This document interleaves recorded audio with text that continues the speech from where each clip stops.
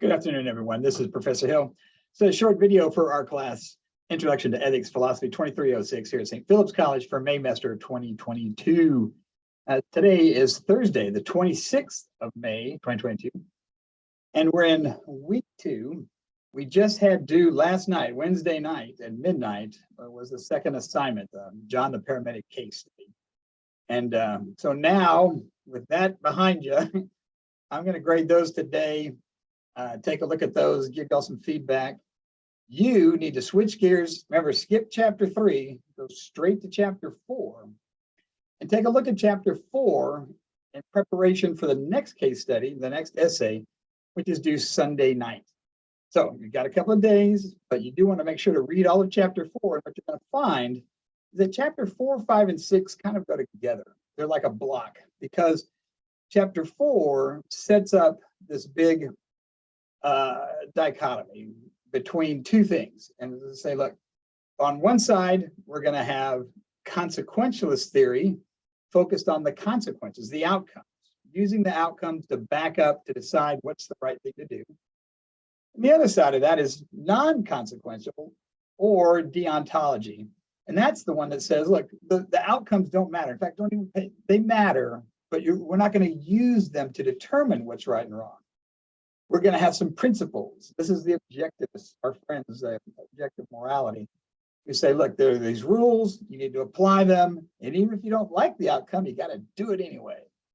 And so that's good moral thinking. And again, there's lots of good examples that we'll see that exemplify these moral theories.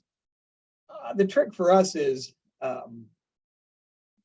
when to apply them, what makes sense, how does the situation affect us, the ones we use? Should we always have one set of moral principles that we don't ever change from? Or do we adjust given the situation? So again, what we're looking at now, consequentialism versus non-consequentialism or deontology, is going to be related to what we were looking at in the first two chapters in terms of objectivism and relativism. So we're going to see how those things are related. And this is laid out in chapter 4. Chapter 4 does a nice job of saying, this is the big split. These are the two sides of the seesaw. But the reason it's related to 5 and 6 is that those then explore those two things. So 4 lays out both sides. Chapter 5 then explores objectivism. Chapter 6 looks at relativism.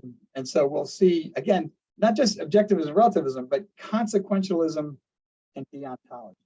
So again, what that means is we're looking at the moral theories behind what makes something good or bad, right and wrong, morality. What makes something the right choice, what makes something bad or evil. I'd be hard-pressed not to say today that we've all been significantly impacted by the events in Uvalde. It's a lot to think about.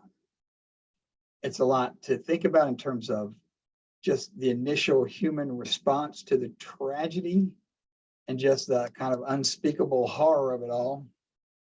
But of course, it also is tied to larger public policy issues about how we govern ourselves, what are our fundamental values. Is that freedom? Is it security? Are they somehow at play against each other? Can you have both? How do we sort this out? How do we have rules and laws and customs? And really, not just the legal side of things, the public policy side, but also the moral side, the ethical side. How do we shape and inculcate values into people which provide for the common good of everybody in our society? Yeah, like I said, it's been a terrible tragedy. It's hit close to home. I imagine you don't have to go too far to find a connection to somebody, some institution, some connection to what happened. That was certainly true for me. one of the parents who lost a daughter as a student at St. Mary's University, my alma mater, where my wife still teaches and where I was for a long time. So the whole St. Mary's University family is grieving there, but it's true for so many people with connections to Uvalde. It's just too close to not be to impact San Antonio, and for us to also be responding. Last night there was a vigil downtown in the main plaza called by the mayor of San Antonio. The city has sent counselors all around the city right now. People are doing blood drives, doing blood donations. There's lots of ways that people can try to express their love and support for not just the victims and their families, but for the whole community of Uvalde. And look, we're also going to be talking about what makes something good or bad, right and wrong. And through that lens, what can that bring to a conversation about what happened out there? How can that inform that? How can we think differently about that tragedy? How can we get a clear-eyed view of the issues that shaped and formed it? So it's a lot to take in, a lot to process. And it's one reason why we try to have ethics classes, philosophy classes, so that when we approach situations like this, I mentioned at the beginning of the semester, you're going to face personal challenges. I said, if you got friends, you got family, you're going to be faced with difficult ethical situations. Well, it's also true if you just live in a society and if you're part of the human family, the human community, we have big challenges, and that was highlighted tragically, sadly, yesterday. All right, so we'll come back to that later.